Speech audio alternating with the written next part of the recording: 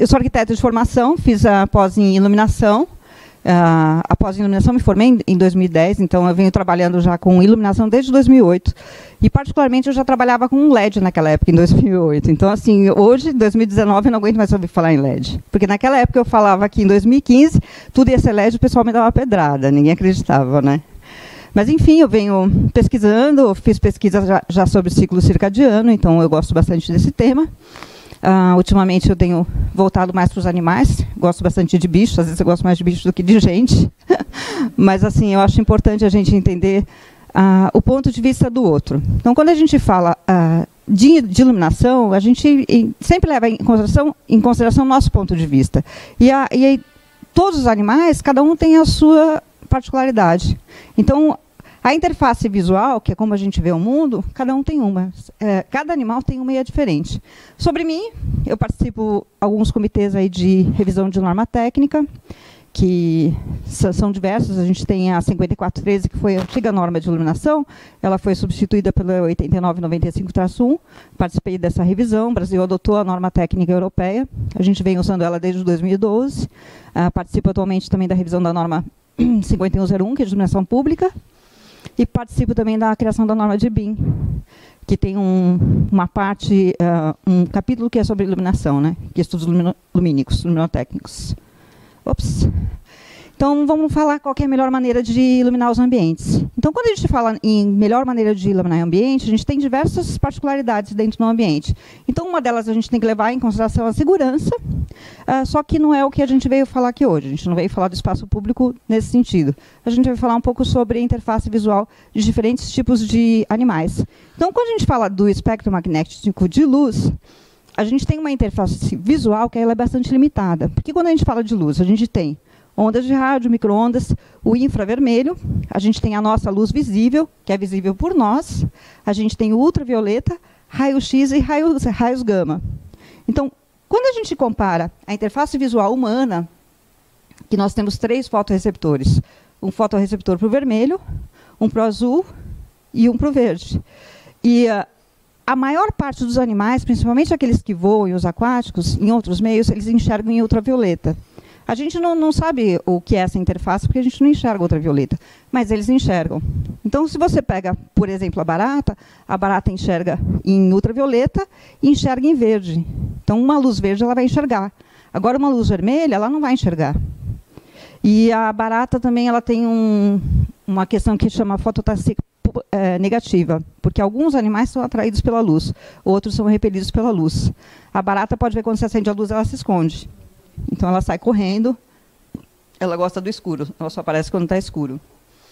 A gente tem os polinizadores, que daí eles têm uma acuidade visual melhor para o vermelho, que são aqueles que precisam escolher frutas e flores, porque eles polinizam, e tem alguns que enxergam muito mais no UV. Você vê o peixe, por exemplo, ele enxerga até o espectro verde e não enxerga o vermelho.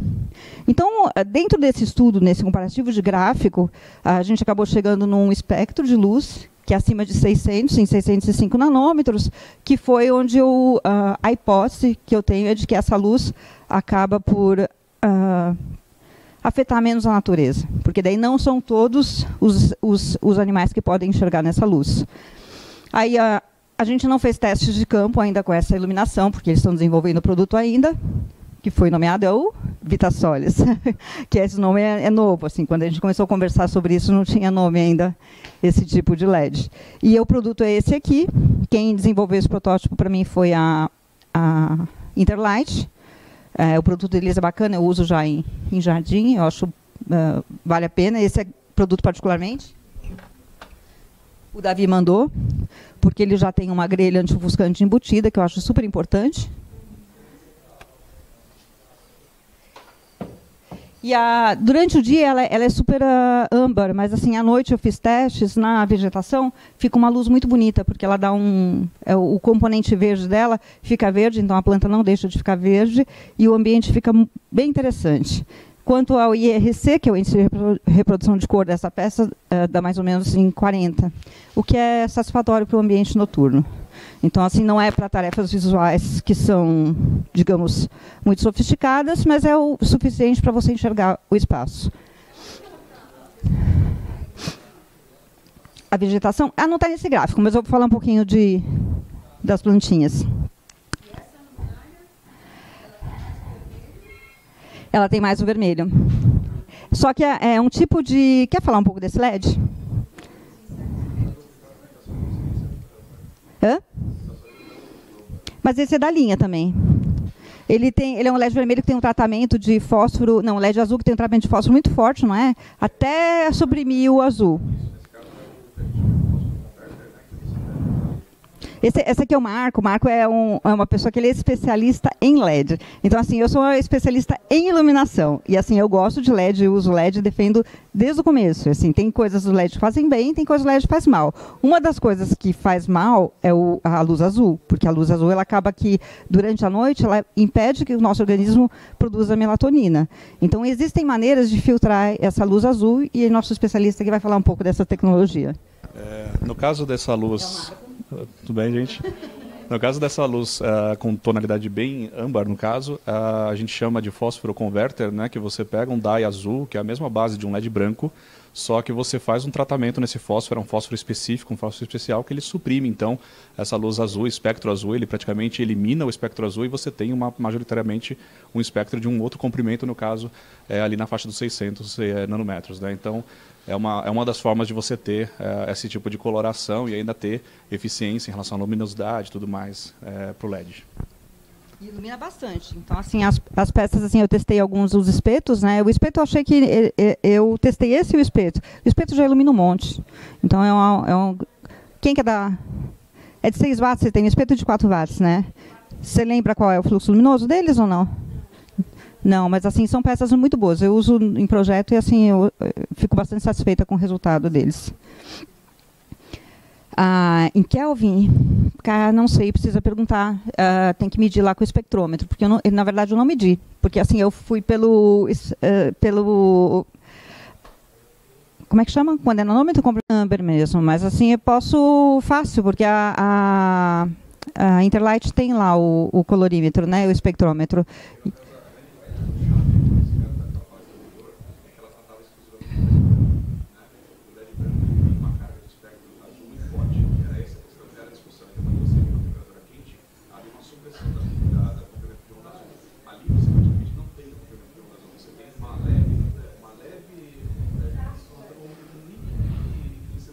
Eles mandaram para mim os estudos.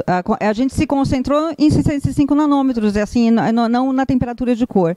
Então, assim, a temperatura de cor, na verdade, foi uma decorrência daquele espectro, porque eu falei para eles que eu queria um LED que tivesse acima de 605 nanômetros, que é o comprimento de onda. E aí eles chegaram com essa proposta de LED, a gente testou, e eu achei que, do ponto de vista de estético, que é o que a gente busca, é bastante adequado. Na minha casa, por exemplo, eu usei tudo vermelho no meu quintal. Porque, assim, no primeiro momento eu estava utilizando o filtro âmbar, né, porque eu não tenho ainda essas peças. Eu uso luz normal com filtro, e o filtro âmbar ainda enche de mosquito. Aí eu acabei, no segundo momento, colocando os filtros vermelhos, e aí os mosquitos desaparecem. Então, assim, é aquela coisa, casa da luz vermelha, ela é em casa. Então, é tudo que no quintal está iluminado com vermelho. Eu, particularmente, já acostumei, quem frequenta a casa também já acostumou, então é uma questão de a gente se adaptar, né? Possivelmente a Casa da Luz Vermelha tomou esse nome porque antigamente talvez as pessoas utilizassem esses filtros vermelhos até para chamar menos mosquito. Então, assim, são coisas que a gente perde às vezes de uso e costume e a gente não sabe por quê. Mas, assim, eu sei que o vermelho atrai menos insetos do que outras. Se você botar luz azul ou verde na sua casa, com certeza vai encher de inseto. O ultravioleta, então, nem se fala. Enche mais ainda de inseto. Tem que ser ultravioleta, porque daí eles vêm e matam eles, né? Eu tenho aquela isca do sapinho, né? Faz um barulho, a minha tá precisando. Eu preciso trocar a minha, que a minha ficou barulhenta, a isca do sapinho. Quando você fala nos pássaros, os pássaros, por exemplo, tem o fotorreceptor em vermelho, em verde, em azul e em amarelo, que eles enxergam bem, e em ultravioleta. Então, a experiência de visão deles é totalmente diferente da nossa. Quando a gente fala em enxergar ultravioleta, a gente, por exemplo, quando vê um pássaro, enxerga um tipo de padrão. Eles, quando se veem, eles enxergam outro tipo de padrão. Então, muitas vezes na natureza, a gente acha que o macho é igual à fêmea, porque é a nossa experiência de visão. A deles é diferente. Quando eles comparam o padrão de penas do macho e da fêmea, é totalmente diferente do ponto de vista do ultravioleta. Então, eles se reconhecem porque eles enxergam diferente da gente. A acuidade visual do ser humano é pequena, a gente enxerga mal.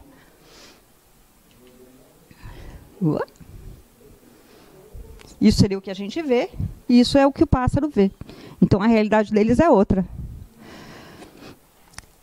Grande parte dos polinizadores, eles têm essa acuidade visual no vermelho, mas assim, alguns pássaros nem têm essa acuidade visual no vermelho. Eles enxergam até o espectro amarelo, porque para eles é importante ver outros detalhes. Isso aqui são fotografias que são feitas com ultravioleta, e a gente vê detalhes na natureza que a gente não vê normalmente.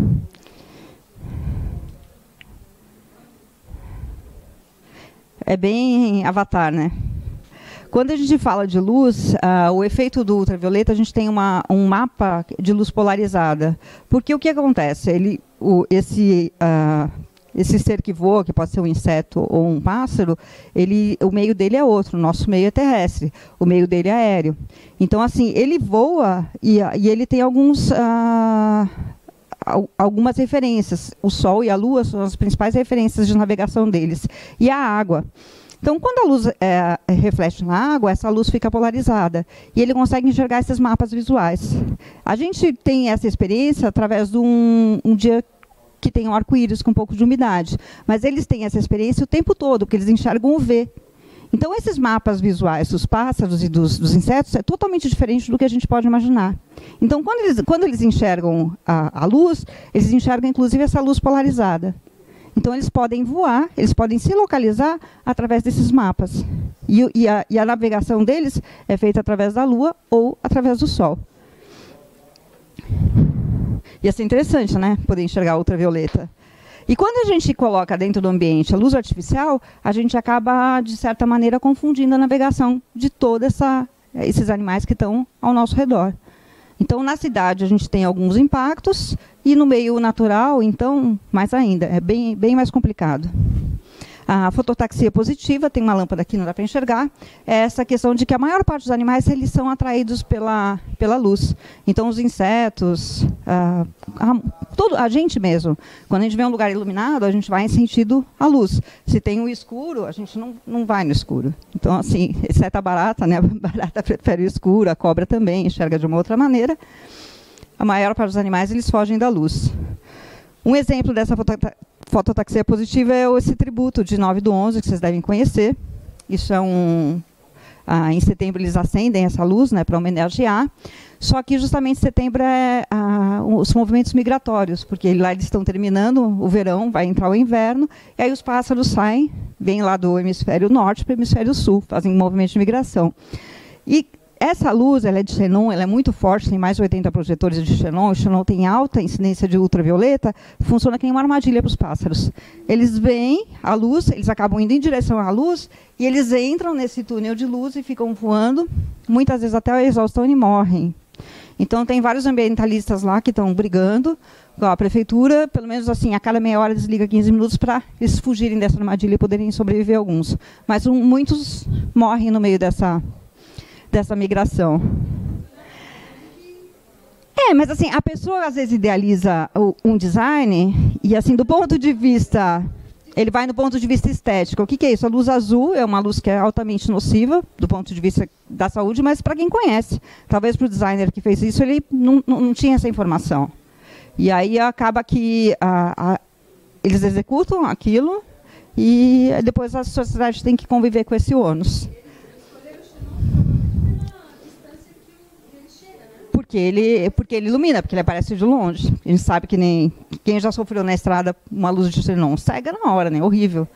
Às vezes você está com um carro atrás de você, começa a doer seu olho, você não sabe o que é. Quando você vai ver, tem um xenon atrás de você, você sente aquela dor, dói o olho. É uma coisa que é complicada. Então, o ofuscamento de xenon ele é um ofuscamento bem ruim. Para quem gostar desse tema, tem um filme na TV Escola. Vocês podem também no YouTube, tem também a TV Escola, no canal do YouTube. Eu recomendo que assista esse filme, é um documentário, tem 1h30, chama A Luz que Vem da Escuridão. Tem ele com tradução e tem ele com legendas. E assim, é maravilhoso esse documentário, eu recomendo para quem gostar desse tema. E ele fala um pouco dessa questão do tributo e algumas extinções que acontecem por questões da iluminação e outros também. São os pássaros voando dentro da luz. Uma dó. Criminoso. É uma dó. Outra, eles morrem também muito se chocando com edifícios de... mesmo em edifícios de vidro, né? A luz também reflete, dá uma polarizada, eles batem ali que eles não enxergam e morrem também. Tem várias questões lá, abordagem. Outra questão, quando acontece esses movimentos de migração, esses pássaros são comparados nas plataformas de petróleo, porque eles acendem a luz à noite, e aí todos aqueles pássaros acabam descendo, estacionando na plataforma de petróleo e ficam lá. No caso deles, é ruim porque eles sujam tudo, né? Porque o pássaro ele fica parado lá e faz cocô. Então, é uma coisa que vai juntando. E isso é um estudo que foi patrocinado pela Philips, é um pessoal da Holanda, que eu esqueci o nome deles, que utilizaram alguns tipos de luz azul, luz verde. Eles identificaram que os pássaros estacionam menos na luz verde. Eu não sei se chegaram a testar a luz vermelha, eu não lembro, eu preciso ler de novo esse texto e entender por que eles não usaram vermelho, porque na minha opinião, o vermelho talvez chamasse menos atenção, mas não sei, isso é suposição minha. E eles acabaram, no teste deles, que o azul e o verde atrapalharam menos, e optaram pelo verde porque o azul faz mal para os trabalhadores, né? Mas tem um estudo da Mariana Figueiró, que ela é brasileira, não sei se vocês já leram, que é muito bom, e ela trabalha nos Estados Unidos. E ela fez uma pesquisa para a NASA em submarinos. E a luz que menos atrapalha a produção da melatonina é a vermelha. Então, nos submarinos, eles usam no período noturno, né, porque eles não querem atrapalhar o ciclo circadiano das pessoas que estão lá, e lá não tem luz, porque é submarino, né, tá submerso. No período noturno, eles usam a luz vermelha. Então, ajuda a regular o ciclo dos funcionários do submarino. É interessante o trabalho dela, muito bom, recomendo. O peixe, ele enxerga o verde. Acontece que a luz verde acabou não atraindo os pássaros, em compensação atrai os peixes. Então, porque o peixe tem essa questão que ele enxerga em ultravioleta e ele tem o fotorreceptor em verde, então ele enxerga a luz verde. O ser humano é muito bonzinho. A luz verde aqui, ela tem um alcance mais profundo, por isso também que o peixe enxerga no verde. É justificado isso. E o pessoal acaba pescando com a luz verde, porque daí põe lá a luz verde no ambiente noturno, o peixe vem e eles pescam o peixe com mais facilidade. É muito triste. No mínimo é pesca esportiva, né? Eles depredam tudo. É uma loucura. A gente tem as tartarugas também, eles têm uma acuidade visual ótima também, eles enxergam vermelho, verde, azul, amarelo e ultravioleta, assim como os pássaros, né? Porque se você pensar em meio, o meio aéreo não tem essas referências, então ele precisa desse UV para enxergar diferentes camadas. Dentro da água, a mesma coisa. Então a gente também tem que ter essa acuidade visual do ultravioleta para enxergar essas diferentes camadas e ter essa noção de profundidade. A tartaruga, ela tem adulta, né? Ela tem essa fototaxia negativa. Então, se ela vai depositar os ovos numa praia e encontra um ambiente todo iluminado, ela não vai. Então, assim, ela procura aquela costa escura para poder depositar os ovos. Então, a gente tem, no Brasil, a gente tem só uma regulamentação do projeto Tamar. A gente não tem ainda norma técnica relacionada à iluminação costeira. Então, a gente ainda está destruindo mais do que construindo nesse sentido. Então,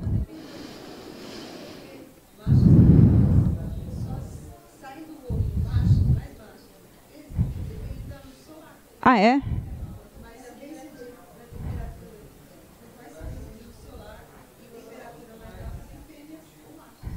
E o que dá mais macho, o que dá mais fêmea? Você sabe, não? Mais quente, mais fêmeas. Mais tropical, então por isso que eles têm mais.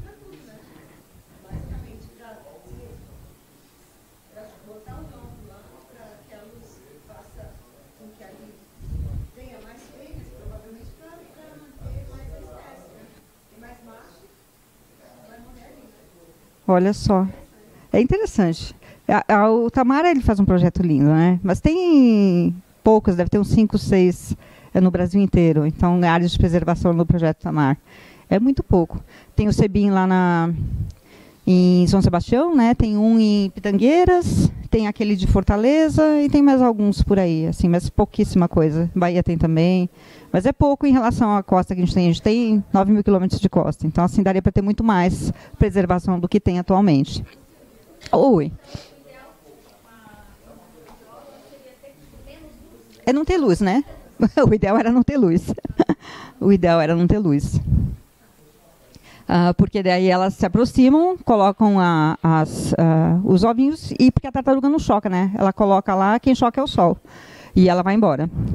E aí, conforme as tartaruguinhas elas saem dos ovinhos, elas têm já essa cuidado visual para o ultravioleta e elas buscam a luz polarizada, porque quando a luz bate na água, ela volta e tem um efeito polarizado, que a gente não vê, mas ele existe. Acontece que quando você tem a luz artificial, a tartaruga acaba não reconhecendo onde está a água, porque essa luz artificial brilha mais do que a reflexão de uma luz noturna ou solar na água. E muda o centro de direção dela, em vez dela se dirigir à água, ela acaba se dirigindo à zona iluminada e acaba morrendo no meio do caminho. Então ela acaba sendo comida por pássaros ou outros predadores, ou morre de exaustão mesmo, porque não atingiu o objetivo dela, que era chegar até a água, que é o meio onde ela vive, normalmente. Tem recomendações, isso está na cartilha do Tamar. Se vocês entrarem no site do Tamar, tem uma cartilha lá que tem algumas recomendações de iluminação, e isso foi puxado de uma cartilha da Austrália. Justamente a Austrália é um dos países que mais tem pesquisas nessa área de iluminação costeira. São bem interessantes assim, os estudos que eles fazem de iluminação de modo geral. Eles estão bem mais avançados que o resto do mundo. Porque eles dão espaço à pesquisa e eles abraçam as novidades, né? Então, quando alguém chega com uma ideia diferente, eles falam, não, isso não. Não, eles vão lá e eles realmente, não, vamos ver o que é isso, porque isso é novo, vamos testar. Então, eles testam de tudo. É muito bacana. Então, eles dizem que assim, toda a iluminação da costa deveria ser suprimida. Essa iluminação tem que ser, de uma certa maneira, escondida, de uma maneira que esse animal não veja essa iluminação. Tem maneiras. Então, você coloca uma para, coloca a luz embaixo da para. Do ponto de vista de natureza, é errado a gente iluminar para todos os lados. Então, assim, quanto mais a gente concentrar a luz, é melhor. E o ideal é que você ilumine o caminho, o mínimo possível. Então, assim, quando a gente fala em luminárias, a gente tem o tal do cut-off, né? Que a gente chama. Porque a luz boa é aquela que você não vê a fonte. Porque a fonte, ela causa ofuscamento. Então, assim, é ruim para a mácula do olho. E você tem que trabalhar de uma maneira que você tenha a reflexão da luz, ilumine as superfícies, mas sem mostrar essa fonte. Esse é o principal. Se alguém tiver pergunta, pode fazer, tá? A gente tem o vagalume, que é quando eu era criança, tinha muito vagalume aqui em São Paulo. Hoje em dia, assim, nunca mais vi, não tem mais. Então, assim, a vagalume, ela tem o romance dela, né? A vagalume fêmea, ela pisca e aí ela chama o macho para fazer a cópula. E ela põe os ovos dentro do cupinzeiro. Então, assim, os ovos, a larva do vagalume come o cupim. Então, ela vai lá no cupim, coloca os ovos dela, a larva do cupim, ela pisca, o cupim vem ver o que é aquela luzinha piscando e ela come essa formiga do cupim. Então, assim, ela é ótima do ponto de vista natural, porque ela acaba comendo o cupim, que é muito ruim dentro da cidade. E a gente acabou exterminando, espantando o vagalume, agora a gente tem cupim, não tem mais vagalume para comer o cupim. Isso é uma foto de um cupinzeiro na natureza, que ele fica cheio de larva de vagalume. O que piscava?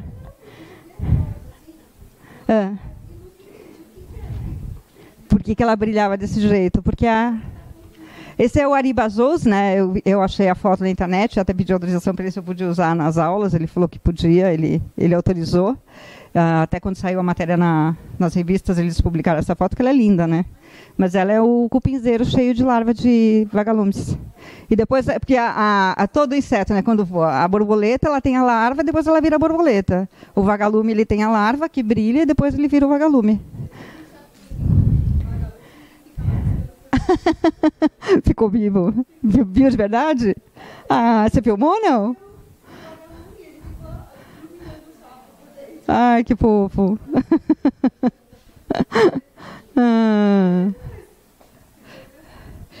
E na cidade o namoro é estragado totalmente, porque é tanta informação, porque daí o vagalume macho, em vez de ele achar a vagaluminha lá que está querendo namorar, ele acaba indo para a iluminação pública e ele é atraído e no final, como a maior parte da iluminação é de vapor metálico, ela é muito quente, ele morre queimado, não tem nem chance de sobreviver.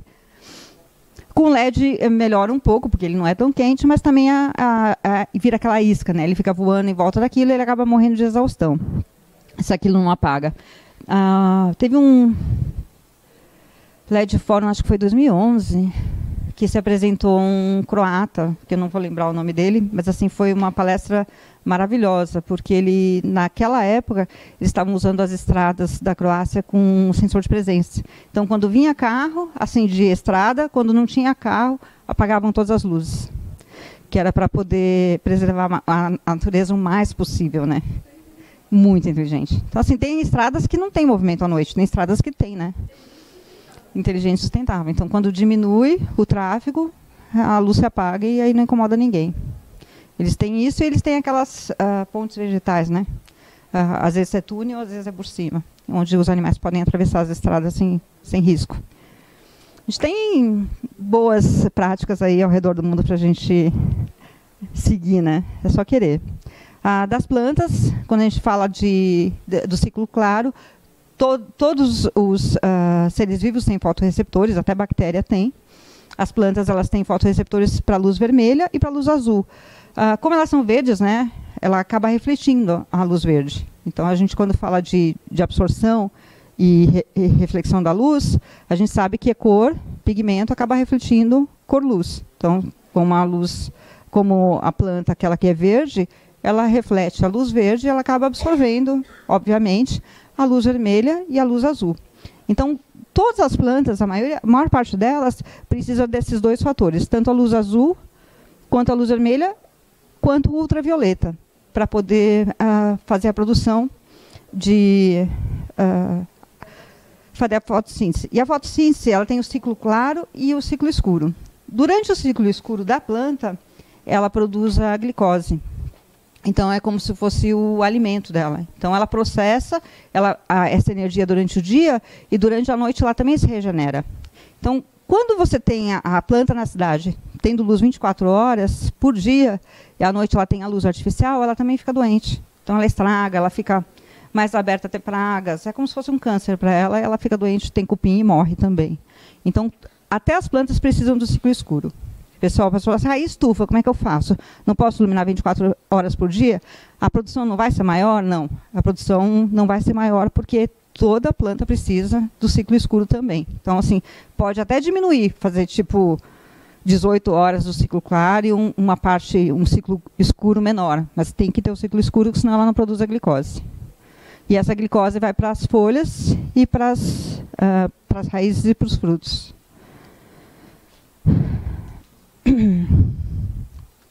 Aí temos o nosso amiguinho, o Aedes aegypti, que é nosso inimigo número 1 atualmente, né? Que produz Agora, qual que é? É pior que...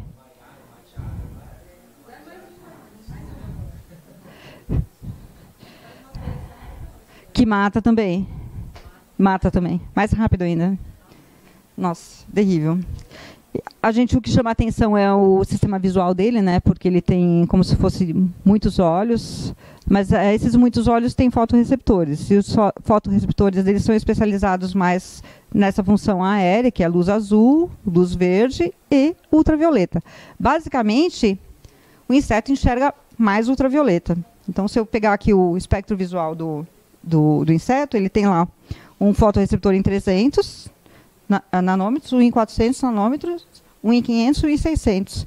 Basicamente, ele enxerga lá o verde, o azul e o ultravioleta em dois comprimentos de onda. Então, a experiência visual dele é totalmente diferente da nossa. Então, assim, essa luz polarizada, ele enxerga muito mais, porque ele tem que voar. Não, ele é um um tipo de animal que passa mais tempo voando do que parado. E ele está em busca de água, porque ele precisa da água para depositar os ovos. Então, ele, dentro desse processo dele, que ele busca duas coisas. Um é o sangue, porque ele tem que picar, e ele encontra a vítima através do suor. Quem pica sempre é fêmea, né? Então, a fêmea sai para depositar os ovos, ela pega a presa e ela sente o cheiro pelo suor da pessoa. Então, imaginar a academia de ginástica, essa coisa toda com luz ultravioleta, deve ser um... é o lugar perfeito para verãozão, para presa. Então, é lá mesmo que elas vão buscar um pouquinho de sangue que elas precisam. E depois que elas sugaram o sangue, elas vão buscar água para poder depositar os ovos. Então, essa questão da água e a luz polarizada é bem interessante. A gente tem diversos tipos de fonte de luz, cada uma tem o seu espectro. A luz do sol tem um espectro muito rico. Tem fontes que têm baixa incidência de ultravioleta, por exemplo, o LED tem pouquíssimo ultravioleta. No caso, esse tem filtro de ultravioleta total, né? A fluorescente compacta tem bastante ultravioleta e a lâmpada de vapor metálico, ela tem muito ultravioleta. Então, assim, é o que a gente mais usa para iluminação pública e é o que mais tem ultravioleta. Então, isso não é bom. Então, não é bom substituir também essa lâmpada de vapor metálico por o LED de 6.500 Kelvin, que é o que a gente mais vê nas cidades. Não é bom. Então, na Europa, a gente já tem recomendações aí para estar utilizando 2.700, 3.000 Kelvin, principalmente em áreas residenciais. Então, eles falam assim, o que você acha bom colocar numa área residencial? Eu já acho melhor colocar esse aqui de 605 nanômetros, que é para incomodar menos as pessoas e também os pássaros e outros insetos. De preferência, cut-off total. E assim, tem um certo paradigma, e eu vi isso na literatura muito na Austrália, que eles falam, porque aqui no Brasil eles querem iluminar muito as vias, né? E a via tem carro.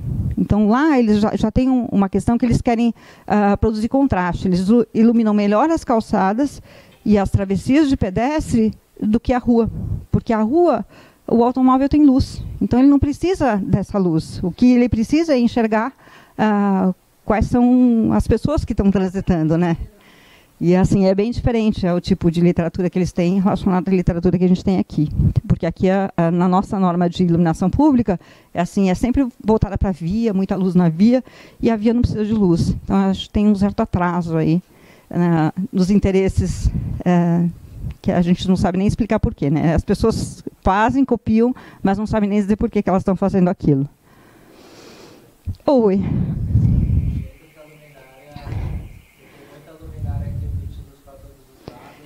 E iluminar, aumenta. Tem até aquela tabela, que eu esqueci o nome, que mede o índice de iluminação de poluição luminosa do ambiente. Tem lugares assim que as estrelas existem em todos os lugares. A gente não enxerga as estrelas porque tem muita luz. Então, se você diminuir a luz, você vê as estrelas. Tem que aproveitar quando falta luz na cidade, né? Você tem que correr lá fora e ver se você consegue ver as estrelas. Também, do ponto de vista de iluminação, não sei se eu já falei para vocês aqui, a luz boa é aquela que a gente não vê a fonte. Então, assim, quando ilumina, a maior parte dos lugares, a gente vê o ofuscamento, a gente não vê a iluminação das superfícies. Você vê, não adianta colocar um bando de pontos de iluminação se essa luz não está voltada para alguma coisa. Porque, embora muitas pessoas tenham essa questão de vou iluminar pelo forro ou vou iluminar pelo piso, espalha um monte de pontinho e não pensa no que vai iluminar. Do ponto de vista visual, iluminação ela é vertical. Então, se a gente não iluminar as superfícies, a gente não vê, porque a gente só vê luz através da reflexão. Então, a gente tem que jogar luz em alguma superfície, principalmente essas verticais, para a gente conseguir enxergar alguma coisa. Então, eu fiz um jardim um tempo atrás, e eu fui visitar a cliente depois para ver a instalação. Ela falou, não ficou bom, não tem luz, não deu certo. Aí, quando eu fui lá ver, não é que não estava bom, é que assim, a iluminação estava do lado errado. Então, assim, o espeto estava voltado para o gramado, não para as plantas. Aí, eu fui lá, ajeitei tudo e daí fez a mágica. Estava super iluminado, estava ótimo. Porque é só você direcionar a luz para o lado certo, né? Então, tem esses detalhes. O ofuscamento é um vilão gigantesco, porque estraga a mácula do olho da gente, dá até descolamento de retina em alguns casos, é perigoso. E a gente vê que quando tem uma luz que ofusca, isso inibe a visão da gente. Então, em vez de a gente enxergar, a gente não vê. Então, aí é aquele momento de cegueira. Então, às vezes, a gente precisa enxergar e não enxerga porque tem uma luz ofuscando. Então, quando a gente coloca a luz, não é só colocar a luz, é saber onde essa luz tem que iluminar. Então, se você ilumina para o lado certo, a superfície certa, você enxerga o que tem que enxergar. E sem causar ofuscamento, que é o principal. Tem diversas maneiras de iluminar. Falar assim, isso é certo, isso é errado, é muito... Eu acho ruim, né, ficar apontando o que é errado. Eu acho que a gente tem que usar a imaginação e buscar esses conceitos, ter luminárias que não causem ofuscamento e que iluminem o espaço para a gente transitar com segurança, que eu acho que é esse o grande objetivo. Aí entender quais são os atores desse espaço, o que a gente precisa iluminar, fazer um bom projeto e elencar. O que eu preciso iluminar? Tem uma escultura, então vamos iluminar a escultura. E assim vai. Tem que também cumprir com normas técnicas, a gente tem algumas aí, principalmente na parte de tabelas IP, porque o produto que vai para a área externa tem que cumprir com a NR10. A gente tem aí algumas recomendações, principalmente na norma 5410, que é seguranças em instalações de baixa voltagem, que é utilizado em áreas molhadas. Então, áreas de jardim, a gente tem que tomar um pouco de cuidado com as instalações, porque eletricidade e água são coisas que conduzem. Então, às vezes, você está iluminando um jardim, você pode criar em algum momento ali um acidente por eletrocução, porque não tomou um pouco de cuidado nas instalações. Então, as instalações precisam ter cuidado. Eu trouxe até depois, eu vou mostrar para vocês uns conectores da Trenk.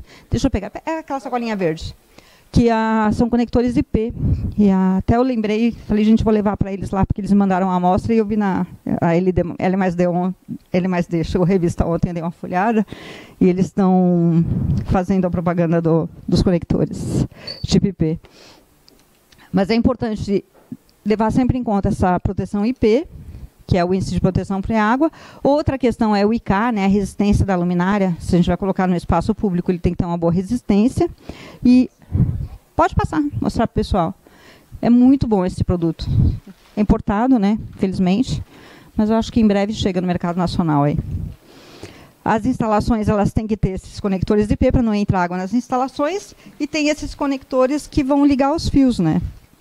Porque muitas vezes o pessoal fala do cabo PP. O cabo PP é só para você poder fazer a ligação com segurança. E se você não garantir a estanqueidade, ele acaba conduzindo energia.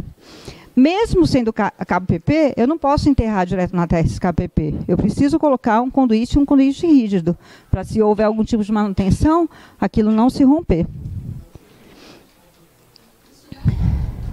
Tá no mercado.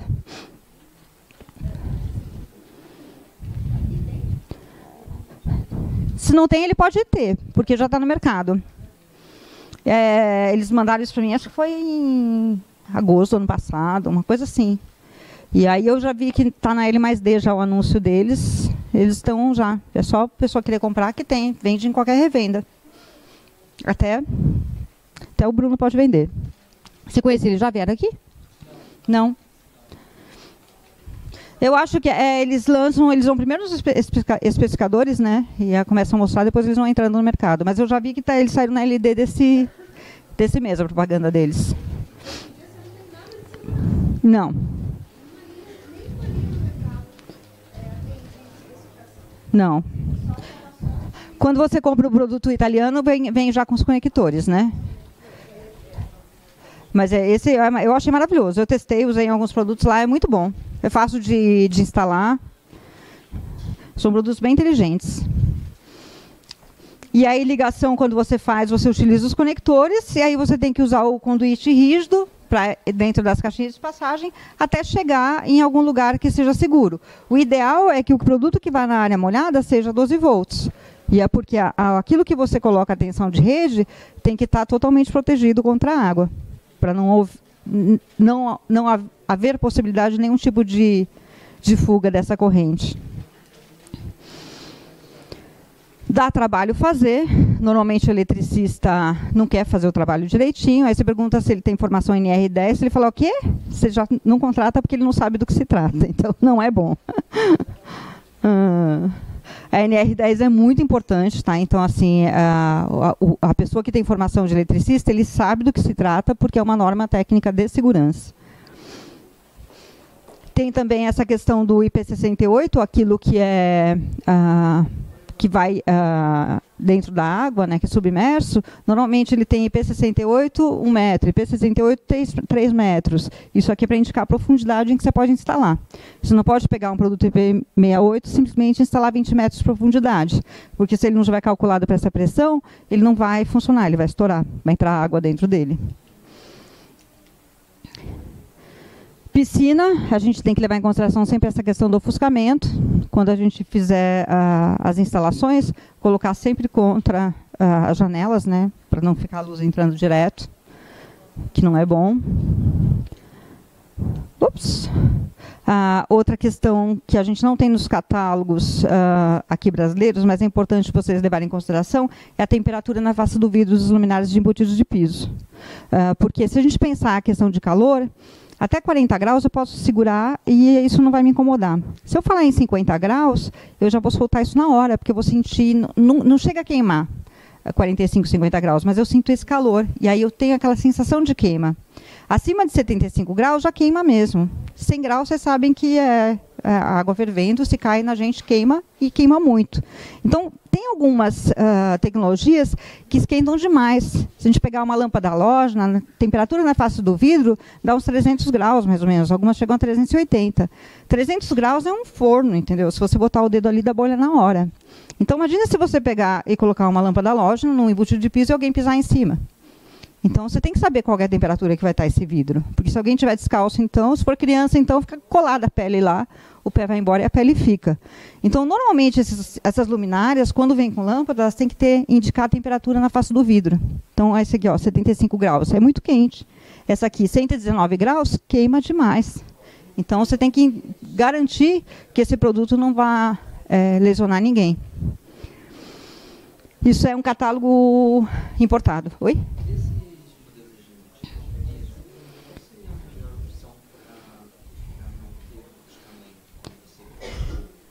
Então, esse aqui, ó, esse aqui a Interlight mandou para a gente. A gente estava mostrando no comecinho da palestra. Porque eu fiz alguma pesquisa para chegar num espectro de luz que incide menos na natureza. E isso aqui é um produto que tem uma grelha anti-ofuscamento. Então, se você olhar de frente, ele ofusca. Mas se você olhar de lado, ó, ele já tem uma proteção, ele tem o cut-off. Então, você não enxerga de longe, ele diminui o ofuscamento. Uhum. Depois você põe aí para mostrar para o pessoal. Não, de noite não fica tanto. E assim, a reflexão que ele tem do verde é boa. Quer ver? Então, assim, à noite aparece mais o destaque do verde do que a luz âmbar mesmo. Então, assim, é ótimo. Porque... Se eu tenho o quê? Aí vai depender do fluxo luminoso e do ângulo, né? Porque a gente, quando tem essa questão, quanto mais fechado o ângulo, mais longe ele chega. E aí eles têm os produtos em diversos fluxos luminosos diferentes. Então, assim, dependendo da quantidade de LEDs que tem, porque vai os LEDs e vai a lente, né?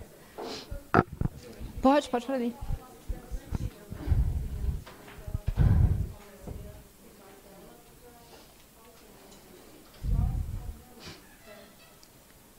Então, quando a gente tem lá um projeto, a gente tem uma tela em branco. A gente tem que eleger quais são os elementos que a gente quer iluminar e sempre vão ter aqueles atores dentro desse espaço. Então, assim, cada espaço vai receber um tipo de tratamento de iluminação. E esses detalhes diferenciados na iluminação é que vão fazer toda a diferença. Então, às vezes, a pessoa fala assim, uma lâmpada vai iluminar esse ambiente? Não. E também você tem que pensar o que é iluminar. Quero iluminar essa textura, quero iluminar essa parede, quero dar um detalhe nesse rodapé. Então, assim, quanto mais detalhes você fizer na iluminação, mais bonito aquilo vai ficar. É um quê? Ah, não é comigo. Então, a gente tem um espaço, conforme a gente vai iluminando ele vai criando diferentes efeitos.